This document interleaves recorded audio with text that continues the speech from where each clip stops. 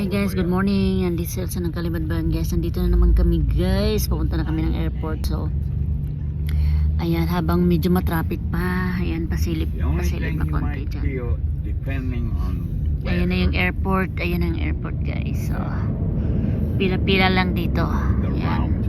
Medyo mahangin ngayon dito. You possibly could feel a little Pag ginagawa yata, sabi nga lumalot. So, nakita ko na nga yung aeroplano dyan guys. So, dito na kami sa bungad ng airport ng LA. Nandito na kami sa LA. So, but they can still fly. They need wind anyway. mga baggage namin, mga bagahe namin guys, super dami dyan. Ayan sa likuran. Ayan si Alfred.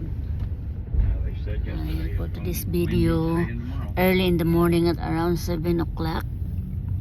And it is, So wala kaming tulog since last night. Excited na masyado guys. Masyado excited sa pag-uwi.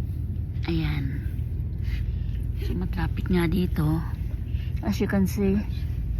feeding it on the van, that's scary. Ayan. But So nasa traffic light kami guys. it's not my favorite cup of tea, but Ayan dyan. So I deal with it the best I can. super traffic. Ayan guys.